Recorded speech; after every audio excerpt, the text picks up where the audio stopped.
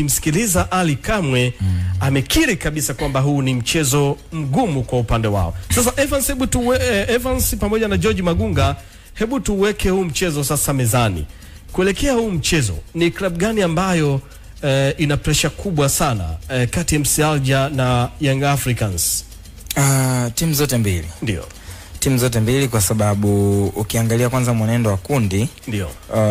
Anaongoza Al Hilal Omdurman kwa alama 10, lakini vile vile MC Alger na alama 8, michezo 5, Young Africans katika michezo 5 na alama 7. Na kinachotokea hapa ni kwamba MC Alger pressure yake ni kwamba atakuwa ugenini. Na kwa Afrika bado kuna home advantage, kwa maana ya faida ya kucheza nyumbani. Na watakuwa wamepitia baadhi ya especially msimu uliopita, watakuwa waliona kitu gani ambacho kiliwakuta Belouizdad hapa nyumbani. Kwa hiyo na Young Africans kwa sasa hivi wana hiyo hali ya kujiamini kwamba tunacheza nyumbani, tuna faida tayari. Mechi iliyopita ndio ilikuwa ni mechi ambayo ni mtihani mkubwa kwao. Kwamba ingetokea wamepata suluhu au wamefungwa, hali ingekuwa mbaya kwa upande wao. Lakini wamepata matokeo, utofauti wao na MC Alger ni alama 1.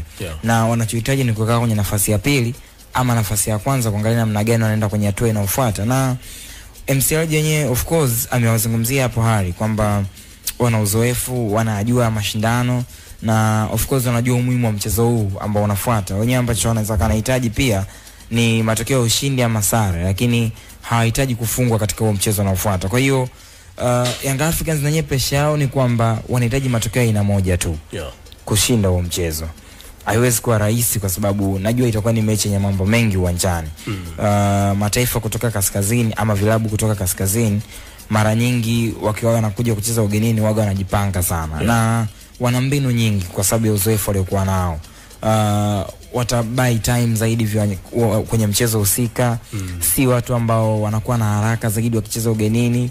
Watakuwa wanaangalia kutumia madhaifu yenu, na ubaya ni kwamba wao wakipata uongozi wa goli, mechi ndio inakuwa bored kabisa, kwa sababu watakuwa mara nyingi waga wanapoteza muda wa kutosha sana kwenye viwanja. Kwa hiyo Young Africans wanachokiangalia sasa hivi ni kwamba yes, haya yaliyopita yamepita. Jambo la muhimu ni mchezo unaofuata. Wachezaji wote sasa hivi vichwa vyao vinafikiria huo mchezo, kwa sababu always kitu ambacho naamini wachezaji wao wanapenda kuandika historia. Mchezaji akistaafu, akitundika daruga, akikaa na familia yake, anakuwa na wasifu mzuri na anakuwa na sehemu nzuri ya kuisimulia familia yake na watu wengine kwamba kwenye mafanikio ya msimu 24-25 Young Africans mimi nilikuwa sehemu ya yale mafanikio. Kwa hiyo na wachezaji wakubwa mara nyingi wanapenda kufanya maamuzi kwenye michezo mikubwa. Huu ni mchezo mkubwa. Wachezaji wanaochukulia tofauti kabisa.